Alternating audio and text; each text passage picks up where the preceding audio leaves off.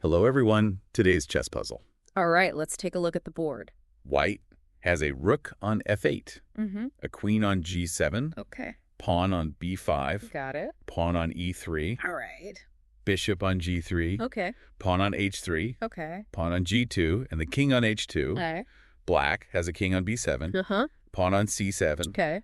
pawn on b6, Right. knight on d5, Yeah, rook on h5, got it. queen on e4, Right. pawn on g4, and a bishop on d3. All right, so it is White's turn to move. Right. And what do you see here? What are some things that kind of jump out at you right away? Well, I mean, that black queen on e4 is looking pretty menacing. Yeah, definitely a threat to the White king. And that rook on h5 too, right? Controlling that whole file. Absolutely. Black's got some active pieces. Yeah, and that knight on d5 is sitting pretty in the center, controlling some key squares. Exactly. Very well placed. Now for white, that queen on g7 What about her? feels powerful, Yeah, a lot of potential. but maybe a bit out of the way right now. I see what you mean, not immediately involved in the action.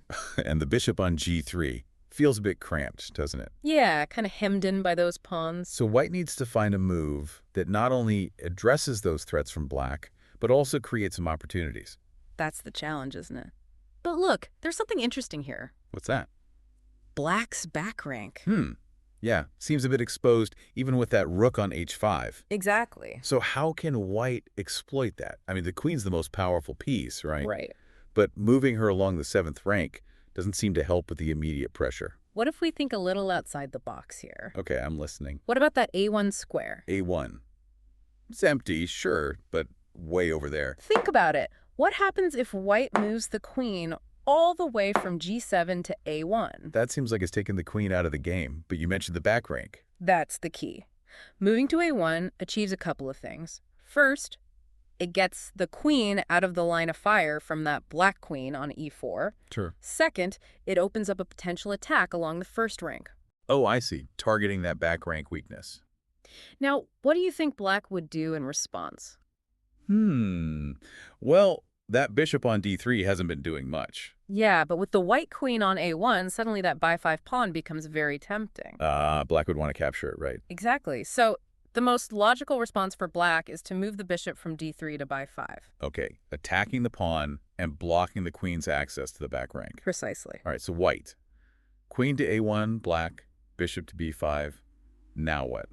Now, things get interesting. With the black bishop on b5, the A file is open again. Oh, I see where you're going with this. White can now move the queen from A1 to A8. And that's checkmate. The black king has nowhere to go. Exactly.